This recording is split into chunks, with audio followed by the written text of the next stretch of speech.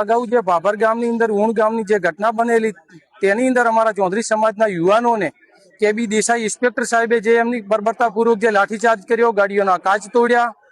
તેની અંદર અમે કલેક્ટર સાહેબ શ્રીને આવેદનપત્ર સમાજના યુવાનો સાથે મળીને આપ્યું અને તેની કડક કાર્યવાહી થઈને ઇન્સ્પેક્ટર સાહેબને સસ્પેન્ડ કરવામાં આવે. અને ત્યારબાદ જે અગાઉ જે ઠાકરસિંહભાઈએ જે ભડકાઉ ભાષણો આપ્યો, બંને સમાજ વચ્ચે વીરવિખેર કરવાના પ્રયત્ન કર્યા અને ઠાકરસિંહભાઈ ઉપર કાયદેસરની કાર્યવાહી કરીને ગુનો દાખલ કરવામાં આવ્યો. જો અમારી માંગણી નહીં સ્વીકારવામાં તો આવનાર સમયમાં અમે ગાંધીજીના માર્ગે ઉગ્ર આંદોલન કરીશું.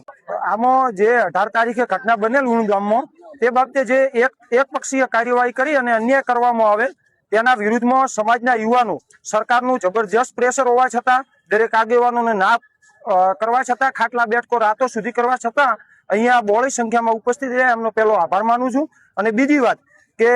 જે કહેવાનો મતલબ કે પોલીસ અધિકારી કેબી દેસાઈએ જે ખોટી રીતે એક પક્ષીય કાર્યવાહી કરીને શંકાસ્પદ ભૂમિકા જણાય છે તો તેમને તાત્કાલિક સસ્પેન્ડ કરી દેવા જોઈએ, કેમ કે એ ત્યાં જે પુરાવા છે તેમના વિરુદ્ધમાં અત્યારમાં હજી તો 5 દિવસ ગયા છે, હજી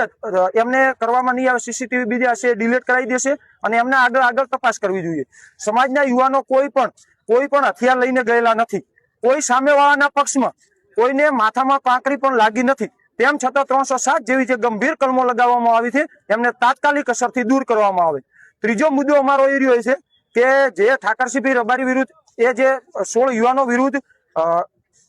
આપણે